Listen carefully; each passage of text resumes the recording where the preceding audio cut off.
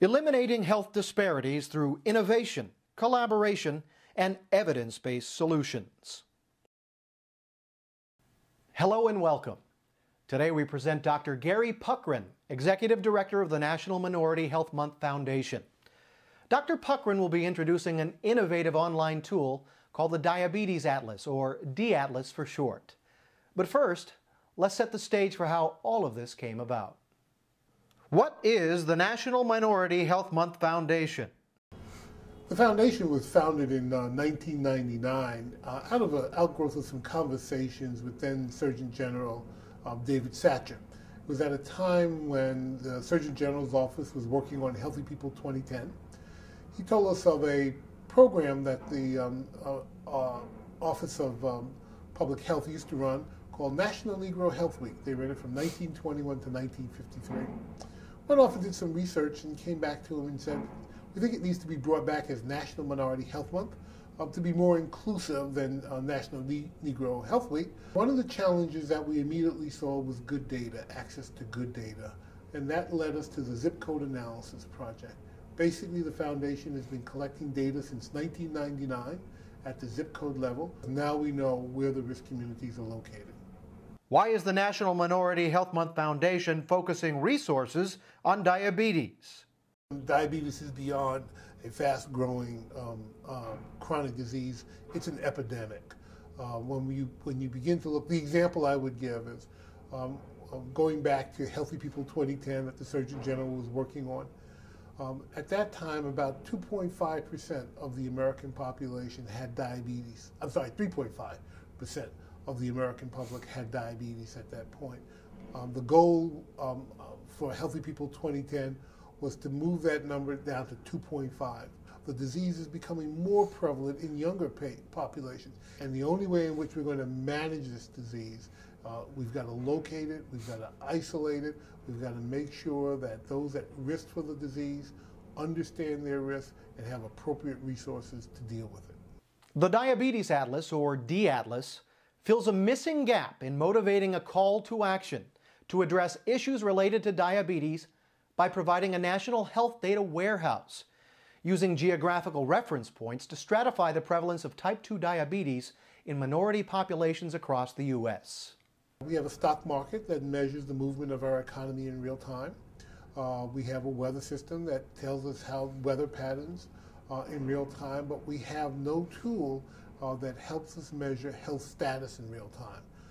And so what we're driving towards is to create a tool that measures health status in real time. And the first release is the Diabetes Atlas. So in the Diabetes Atlas, one of the things that you'll find is that we've developed some color codes. We're trying to make it simple for everyone to understand where the risk populations are. So we've standardized, baselined the data to Healthy People 2010, which provides a blended rate, blended meaning across age cohorts, across gender, across race, that we'd like the national average to be about 2.5%. And so we've benchmarked every zip code in the country against that 2.5. And so at a glance, you can see how close a particular zip code, congressional district in this instance, because we've aggregated up to the congressional district in the Diabetes Atlas, how well are communities inside these congressional districts meeting that goal of that Healthy People 2010 goal? Unfortunately, not very many are. You quickly see from the maps we have a long way to go, particularly with some of the populations like our minority populations. How can the D-Atlas provide information at the state legislative district level? We've taken the same data that's in the Diabetes Atlas. We aggregated it up to the congressional district level, and then we decided to aggregate it up to the state legislative district, because at the state level, choices have to be made. And elected officials at the state level need to know the risk that their constituencies have. This is a risk model. We're making risk assessments here. And so what we're trying to do is make everyone a little bit smarter so that as they go about the business of trying to figure out how to best manage scarce resources, they have the tools at hand that inform their decision making. And also empower those at the local level who need to advocate with them, who need to work with them, that they have similar numbers to make decisions with. How easy to use is the D-Atlas?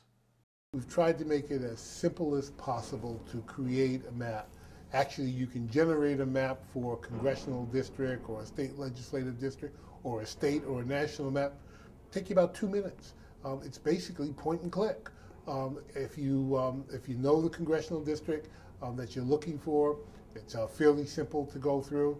We even have tools in there. If you don't know the congressional district, you can quickly find the congressional district either by name or number.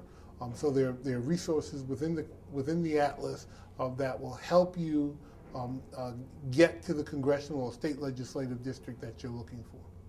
What is the primary data source for the D-Atlas? Right now, what we've done is we've got one data set that's in the Diabetes Atlas. It is the behavioral risks data set. It's a survey it's a health assessment survey that CDC runs for every state. How should people use the D-Atlas? Well, we're hoping that they'll get online and you can, the maps are essentially JPEGs that you can print out a copy of the map, take it to your elected official and say, here's what's going on at home, we need some help, we need to pull together stakeholders, here are the numbers, and so in doing that, you have the information at hand that will give you the power to do something. What we've done here, you don't need to be an epidemiologist anymore. You don't need a research team anymore. The information is there at a point and a click for you to have. There's so many ways to use this atlas because knowledge is power.